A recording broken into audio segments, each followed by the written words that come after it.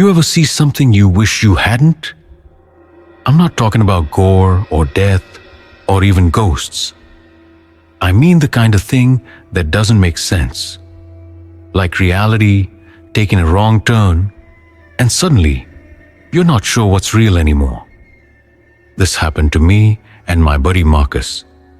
Summer 2022. We were filming for our YouTube channel, Campfire Crawlers, just a dumb little vlog where we camped in weird places and rated the creep factor. It was supposed to be fun, stupid, fake scares, but this trip, it went wrong, real wrong. We picked a patch of forest out near Black Hollow, Oregon, middle of nowhere. No cell signal, no rangers, no one. That's what we wanted, total isolation. Just the trees, the stars, and us. First night, things were fine. Cracked some beers, set up the camera on a tripod, lit a fire, recorded our usual banter, a spook rating bit, that kind of thing. We went to sleep around midnight. Camera was still rolling. Had a motion-activated setting. Thought we might catch some deer or a raccoon sniffing around. What we actually caught still makes my stomach twist. Around 2:17 a.m., the footage kicks in. The fire's almost dead, just red coals. Marcus is snoring like a chainsaw. I'm curled up in my bag, dead asleep. Nothing happens for maybe 30 seconds. Then, the tent shifts. Just slightly, like something presses against it from the outside. There's this soft scraping sound. At first it could be wind, except the trees aren't moving. Then the zipper on the tent, it jiggles. Not opening, just tugged. Once, twice. No one notices. We keep sleeping. But here's where it gets messed up. At 2:21 a.m., the camera picks up something under the tent. I swear to God, the ground rises. Not the outside, not a shadow. Inside, under the tent floor. Like something's crawling underneath the top, right between where Marcus and I are lying. You can see it. A hand-shaped bulge pushing upward. Slowly, feeling around. The fabric dips inward like it's made of rubber. Then, fingers, pressing through from below. One by one, they start wiggling. Still no one wakes up. At 2:23 a.m., the hand stops, just goes flat. Then it starts pulling down. The floor stretches like it's being sucked into the earth. Just this deepening dip in the tent fabric. Like something's trying to open it from the bottom. Then, zip! Tent door jerks half open from the inside, and a rush of cold air hits the mic. You can hear Marcus mutter, then turn over. But here's the kicker. In the last 10 seconds of the clip, you can see it, for just a frame or two. A face, pressed up against the inside of the tent wall. Pale, mouth open way too wide. No eyes, just dark, wet sockets staring at us. And then it's gone. We didn't even know until we reviewed the footage 2 days later. We were back home, laughing, editing, until that clip hit. We played it over and over and over. We don't laugh about it anymore. Marcus quit the channel, deleted all the old vids, moved back in with his mom. He doesn't sleep much these days. As for me, I sleep with the lights on. Haven't camped since. And here's the part I've never told anyone. Not on the channel, not even Marcus. That night, just before I woke up, I dreamed I was sinking, being pulled down into the ground by a hand made of dirt. When I opened my eyes, my sleeping bag was halfway unzipped, and the floor of the tent was wet. But it hadn't rained.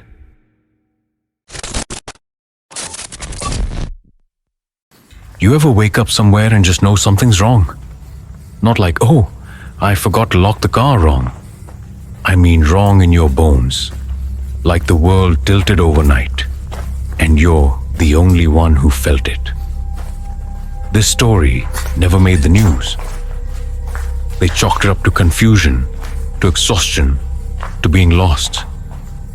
But I know what happened, and I have the footage to prove it. It was me and Jess, my fiancée. We were road tripping through Idaho, chasing weird little campsites from this old blog called Hidden Fires. Most were bunk, but one post led us to this place called Dry Creek Clearing.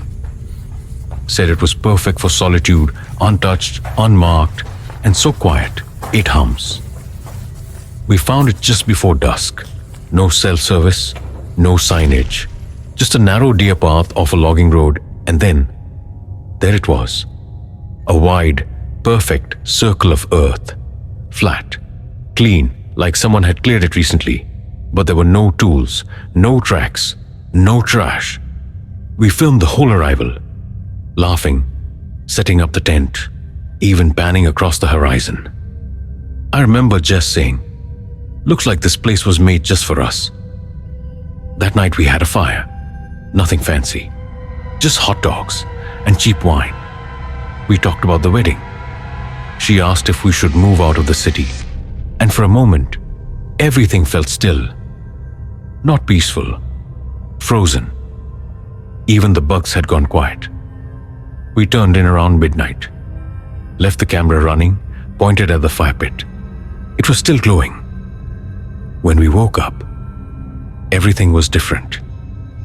First thing I noticed was the smell, like rain, even though the sky was bone dry. Jess sat up and said, "Where's the fire pit?" It was gone, not like smothered or scattered. I mean gone. No ash, no stones, no blackened patch. Just bare, fresh earth, like no one had ever burned anything there. Then we turned around. The trail we came in on, gone. And the trees. They were wrong, thicker, older, different bark, and somehow closer. Just ran to where the car had been, just 30 feet off the path. It was gone too, not stolen, no tracks, no tire marks, just more forest, like we'd been planted there. I grabbed the camera. The screen was glitching, jittery.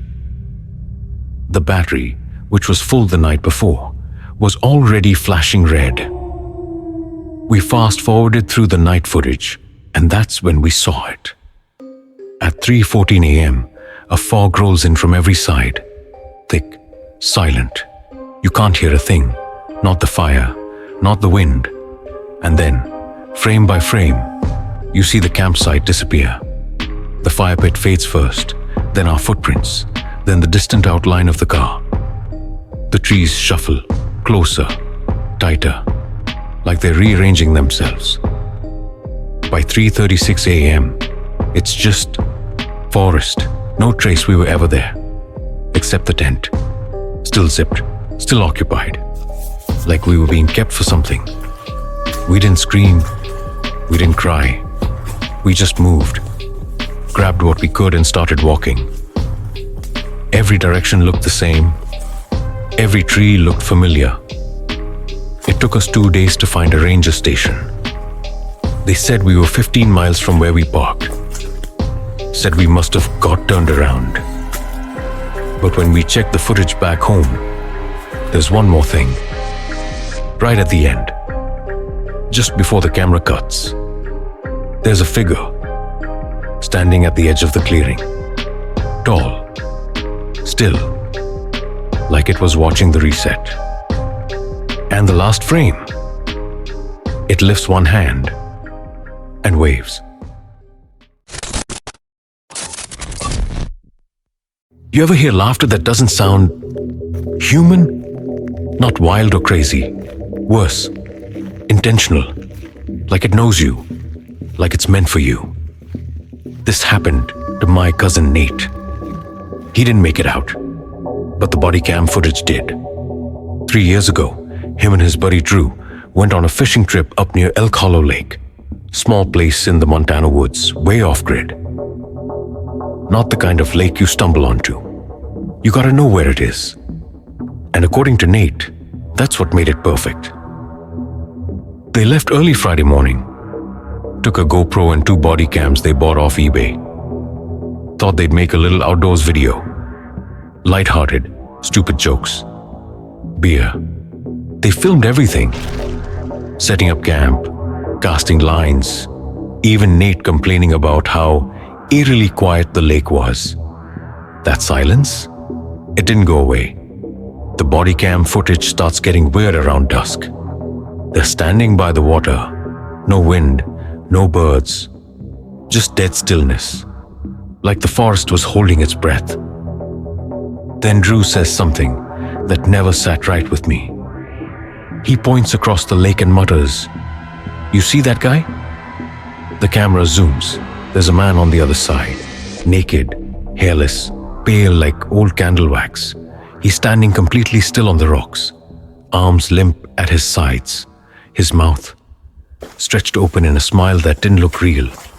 No blinking, no breathing, just watching. And then he laughs. At first it's low, raspy, almost like a cough. But it doesn't stop. He just keeps laughing. Even when Drew yells across the water, "Hey, you okay, man?" He doesn't move. He just stands there, laughing.